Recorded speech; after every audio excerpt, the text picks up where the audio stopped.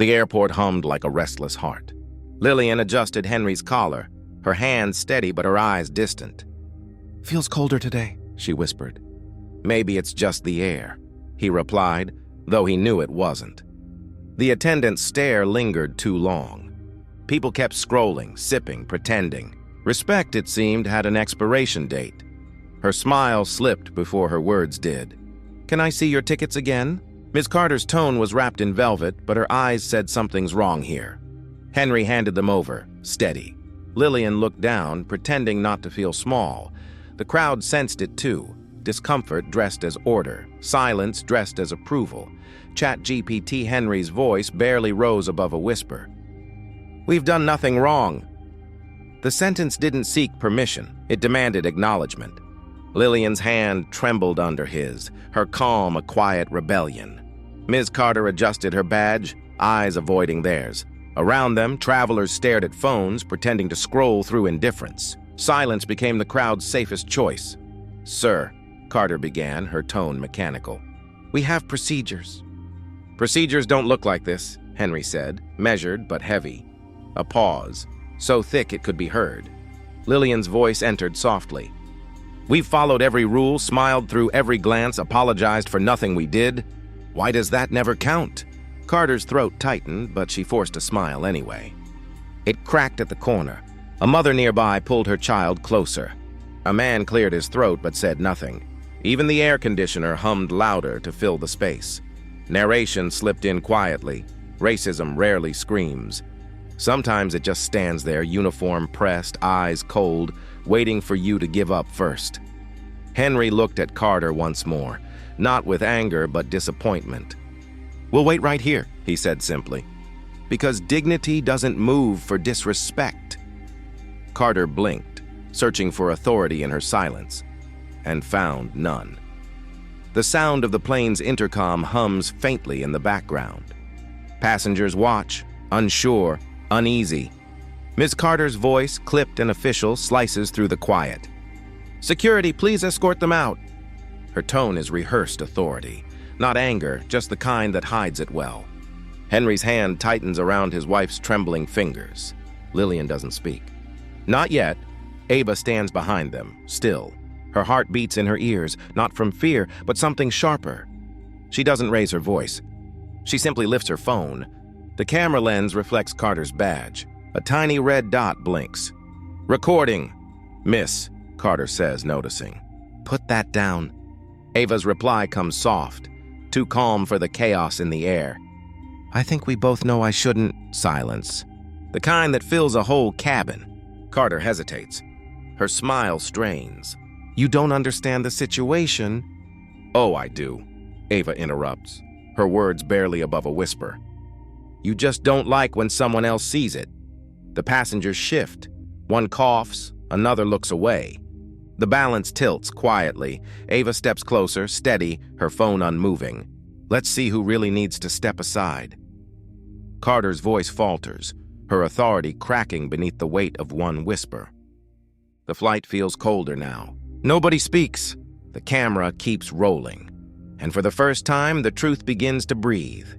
The office hums with the faint buzz of fluorescent lights. Papers shuffle, chairs creak, but voices drop when Miss Carter walks past. The air feels heavier now, like everyone is breathing through guilt. "Did you hear what happened at gate C7? One attendant whispers, her eyes darting to the door. "Yeah." Another mutters. Same pattern. Different faces. A file drawer clicks shut, too fast. Inside are names, reports, complaints stamped, resolved that never were. Someone sighs. "They'll say it's under review again. Like last time?" A younger attendant asks quietly. "Or the time before that?" No one answers. The silence does. A senior attendant looks down at her hands. Her voice cracks softly. "She's been warned before, but she always walks out clean. The system likes her kind of calm." A beat. The printer starts, spitting out another routine memo. A copy of procedure. A copy of silence. In that moment, a truth hangs between them. Fragile but loud. Every file they ignored, every whisper they buried, built the woman who now stands untouchable. And yet, under the hum of the lights, someone finally says it. barely a breath. This time, someone recorded. Ms. Carter's voice cuts through the hum of the terminal. It's just a routine check, she says, crisp, professional, too polished to sound human. Henry steps forward slightly. You said that last time. His tone is low, steady. Lillian's fingers wrap around his wrist, grounding him. Security closes in, one guard at her left, another at her back. Their badges glint beneath the sterile lights. Passengers pretend not to see. One man scrolls faster on his phone. A woman sips her coffee, eyes fixed on nothing. Sir, please cooperate, the guard mutters, eyes flicking between the couple and Ms. Carter. His jaw tightens. Something in him wants to look away, but he doesn't. Lillian breathes out softly. We've done nothing wrong. Her words tremble, yet they slice through the air like quiet thunder. The guard hesitates. Just for a moment. A blink of conscience. Ms. Carter's lips twitch. You're obstructing, but her sentence never finishes. Ava steps forward, calm, her phone already raised. You call it procedure, she says, her voice almost a whisper. But truth does. The words fall like glass on marble. No one moves. Even the hum of the lights feels louder now. For the first time, silence has a sound, and everyone hears it. The video plays again and again, on phones, on screens, on news tickers. The sound of Carter's voice echoes like something foreign now, cold, calculated. A reporter's voice cuts in from a live feed. The footage, now seen over 2 million times, has reignited debate on racial profiling. Carter sits in her office, blinds half drawn. Her reflection trembles in the glass, framed by the very system she once represented. Her phone buzzes, ignored. Another message flashes, statement needed, urgent. Down the hall, someone whispers, "That's her." The words sting more than the headlines. Ava's post plays beside Carter's muted TV, her voice calm, unbroken. We didn't want trouble. We wanted respect. Carter's throat tightens. She presses pause, but the image lingers. The silence feels heavier now than any noise outside. For the first time, her authority doesn't protect her. It isolates her. In the distance, a screen replays Ava's whisper, soft, steady, unforgettable, and this time, no one looks away. The dashboard light flickers weakly against Ms. Carter's face. The phone in her hand glows, replaying the moment she lost control. Her own voice echoes back at her, brittle, strained, unfamiliar.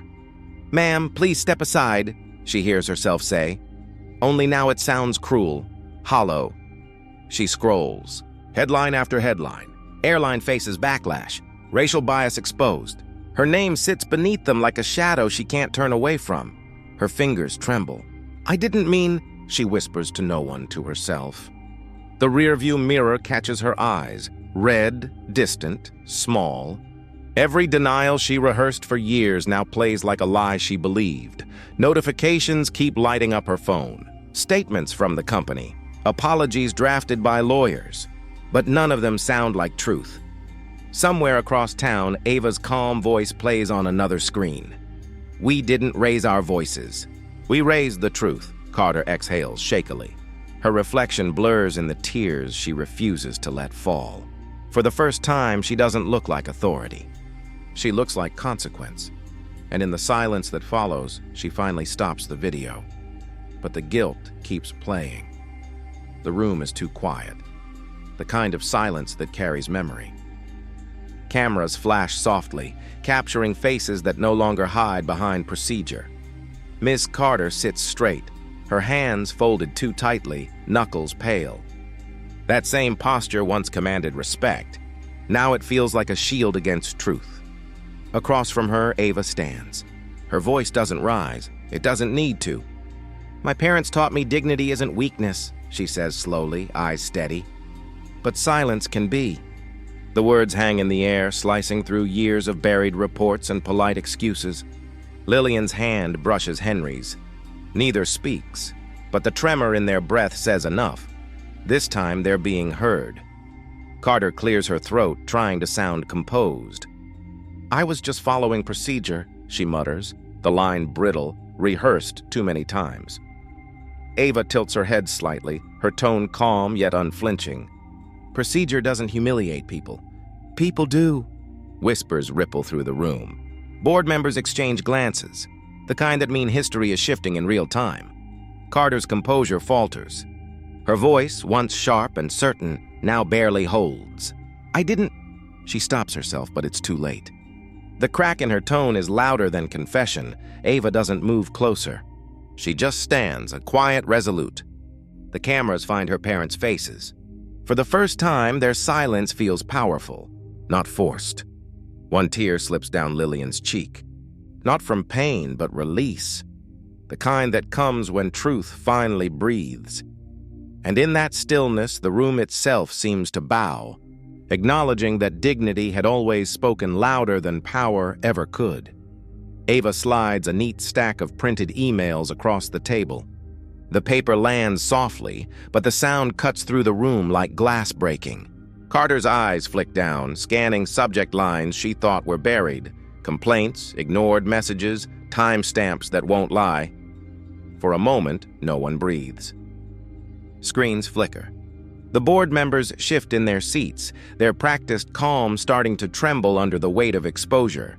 Ava's voice is quiet, but every syllable lands with purpose. These were sent months ago. You said you never received them. Carter blinks fast, her throat tightening. I don't recall seeing... She stops mid-sentence.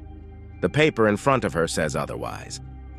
Justice doesn't always roar, Ava says softly, her gaze steady. Sometimes it whispers loud enough for the world to hear. The silence that follows is heavier than any argument. One board member clears his throat. Another looks away. Finally, the chair speaks, his tone flat, deliberate.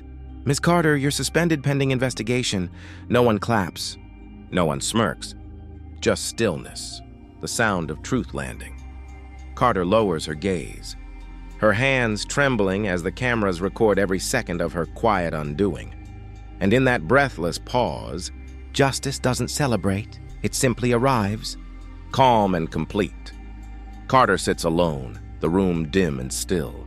The glow from her phone paints her face in fragments. Unread messages, headlines, comments that sting sharper than truth. Privilege exposed. Dignity deleted. The words loop endlessly, each one heavier than the last. Her fingers hover above the screen, trembling, searching for a defense that no longer exists. She scrolls, stops, scrolls again. Faces she once saw as admirers now turned silent judges. A soft exhale escapes her, the kind that sounds more like surrender than relief. The badge on her desk catches her eye. Polished, proud, untouchable once. She stares for a long time before dragging it toward the trash icon. The sound of it hitting metal is small but final, she whispers to herself, barely audible. I didn't mean... The rest dies before it reaches air. Outside, life hums. Distant cars, laughter, the world continuing without her name attached. She stares at her reflection on the black screen, seeing not power, not position, just consequence. For the first time, she understands what it means to be unseen. Justice didn't shout this time. It simply turned its back and walked away. Across town, sunlight spills across a quiet porch where Henry and Lillian sit side by side, fingers lightly interlocked. The air feels different now. Softer, slower, as if the world itself paused to exhale after years of holding its breath. Ava steps out barefoot, her phone resting on the table beside untouched coffee. Lillian looks at her, eyes glistening. You haven't slept much, have you? Ava smiles faintly. I don't think sleep feels the same after truth wakes you up. Henry leans forward, voice warm but steady. You did more than speak up, Ava. You made them listen. She glances toward the street where children play without looking over their shoulders. Her words come quiet, like a prayer that's already been answered. We were finally heard. The silence that follows isn't heavy anymore, and it's healing. Birds cut through the calm sky, and somewhere far above, a plane drifts past, its hum blending into the wind. Ava's voice lingers softly, carried on that breeze. Justice isn't flight. It's landing, right where it finally belongs.